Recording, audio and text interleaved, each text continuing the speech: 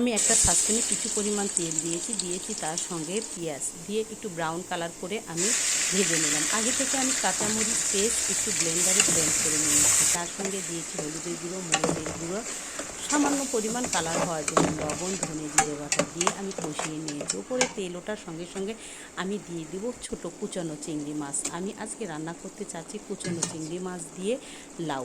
যদি ভালো লেগে থাকে প্লিজ আমাকে লাইক আর সাবস্ক্রাইব করে পাশে থাকবেন। তারপরে লাউটা দিয়ে আমি ভালো করে আলতো করে নেড়ে দিব। কিছুক্ষণ পরপর নেড়ে দিব যেন নিচে না লেগে যায়। লাউয়ে বেশি পরিমাণ পানি দিতে হয় না, পানি না দিলেই চলে। গরম দিয়ে আমি নেড়ে চেড়ে দিব, লাউ থেকেই অনেক পানি ওঠে।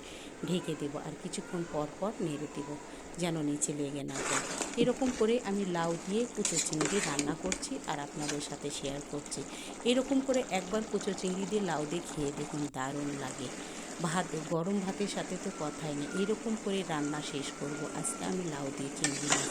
কেমন হয়েছে বলেন? যদি ভালো লেগে থেকে আবার বলছি তাহলে আমাকে একটু সাবস্ক্রাইব এবং লাইক দিবেন, দিয়ে পাশে থাকবেন।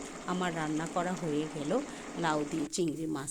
এরকম করে একবার হলেও খেয়ে দেখেন, দারুণ মজাদার একটা খাবার।